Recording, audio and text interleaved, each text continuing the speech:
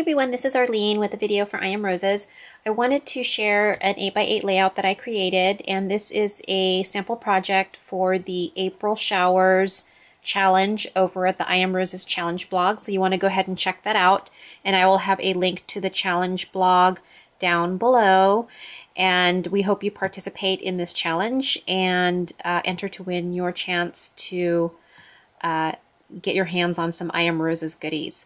So this is a layout that I created. This is me and Jo. So Jo is a fellow DT member with I Am Roses. She also designs with me for Lindy Stamp Gang. And we met each other at CHA, Winter CHA, and we had a blast with the Lindy Stamp Gang and we took this picture together, and I told her I was going to scrap it, and it was just the best time, so I wanted to remember the good times with the girls. So the paper collection that I'm using is an older collection by DCWV. It's called the Lemon Stack, and I thought the colors were really, really fun. But the April Showers challenge for this month is to create handmade flowers using the I Am Roses flowers or petals or products. And so I decided to create these really fun daffodils. And I used a different type of yellow. It's not the traditional bright yellow. I used Grab a Guy Gold by Lindy Stamp Gang. It's a starburst spray.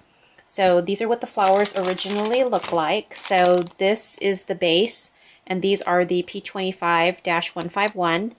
And it's a pretty large petal. And the middle portion of my daffodil is the P8s, and they're the small hydrangea. They look like that. Super pretty. Really nice embossing on these flowers. It's really good quality mulberry. And the center of my flowers are these foam sprays that are available, or stamens, I'm sorry, that are available on the I Am Roses website. Okay, so I'm going to show you how I put the daffodils together, but first let me talk a little bit about the layout. There's a lot of layering going on here. I challenged myself not to distress anything, but then I kind of cheated because I tore some of the design paper back here, but I didn't use any distress inks. I didn't use my Tim Holtz paper distresser. I was so tempted to break out with it, but I did not. So no distressing at all, just a lot of layering. I added some paper doilies here. This little sentiment that says good times. It's a little chipboard pop out. It's from the Antique Papery collection by Colorbach, and it just matched nicely. This is also from Colorbach, this little scalloped background back here. Actually, I take that back. I'm sorry. No, this is from the paper collection, from the Lemon Stack paper collection. I used a Sizzix die to cut that out. And then I used a Tim Holtz Alterations die to cut this one out. It's one of the ornate shapes. And then this is a Stampin' Up! Banner punch. And I just did some layering, and these are Recollection alphas, and then some Recollections bling on the top. And lots of I Am Roses flowers here. I used a bunch of their rosebuds in yellow, two-tone yellow, white, and this really pretty semi-opened one right here. And then I used the crochet flowers with the little pearls. And all of the product links will be on my blog, so visit my blog for product information on how to locate these on the I Am Roses website. And down here I have lace from Hobby Lobby. And this right here is a really fun embosslet that's unique to Stampin' Up! I just got that recently, and I really, really love that. So anyways, that's my layout, 8x8 layout. And so let me share with you how I created the daffodil. And here's another one over here, by the way. Here's another daffodil that I created. So really fun. And you know how daffodils, they kind of like point out. This one really sticks out. So, okay, so let me show you how I did that. So I'm going to take one of the P25-151 petals, this one right here, and then I'm going to take one of the P8 hydrangeas, and I'm going to go ahead and spray both of them. So they start off as white. This time I'm going to use Golden Sleigh Bells by Lindy Stamp Gang. And this is what Golden Sleigh Bells looks like. Okay, and I'm just going to shake that up a little bit. I'm going to spray these down and heat set them. So I'm going to fast forward this part.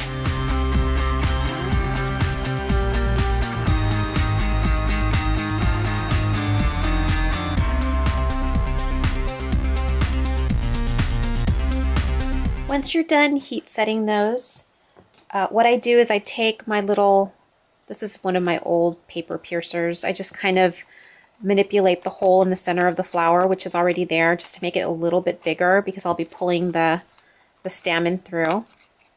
Okay, just a little bit. And then I take my paintbrushes. So I take one that's a little bit smaller and then one that's a little bit bigger. And the smaller one is for the P8. And what I'm taking is one of those little, you can take a mouse pad. Mouse pad works great. This is one of those paper piercer sets from Stampin' Up. I forget what it's called. But anyways, it's soft like a mouse pad. And the reason for that is you want to take the end of your small paintbrush and you want to kind of push down and twist on your P8 and be a little gentle. You don't want it to fall apart on you. But before I do that, actually, I'm going to do this first. I'm going to take the petals and I'm going to wrap them around the paintbrush and then twist the paintbrush a little bit. And this is to round up the petals a little bit. So your petals will look like this. Okay, so I'm just rounding up the petals, and I'm going to do that with all 4 of them. Your P8 is going to look like that. And then just go ahead and push down on the center, and they're going to cup over each other, if you can see. Hopefully this, you can see that. But you'll see how they kind of cup over each other because they're rounded now from me scooping it up around the paintbrush. And what I'll do is take now the stamen, and I'm only going to use one of them.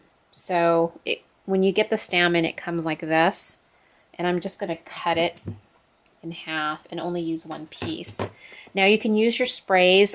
For sake of the video, to make it fast, I'm going to use my Copic marker, and I'm using Y35, which is maize, and I'm just going to color the stamen so it's not white.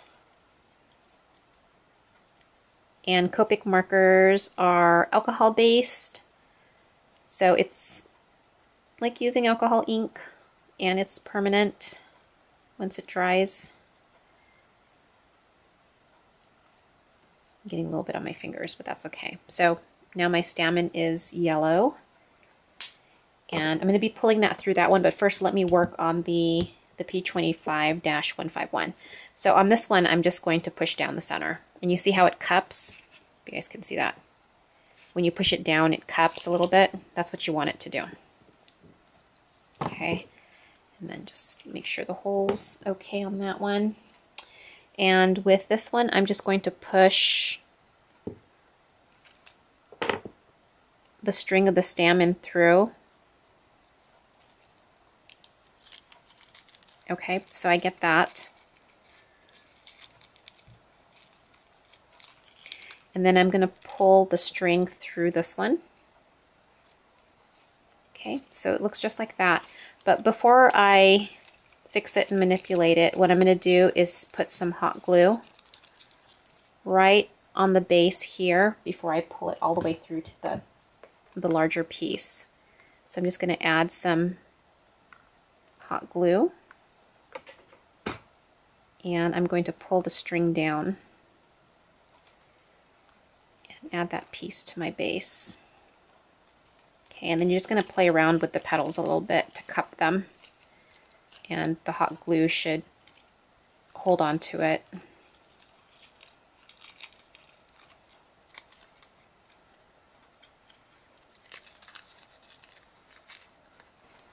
Oh, I just have to play around with it a little bit. But there is my daffodil.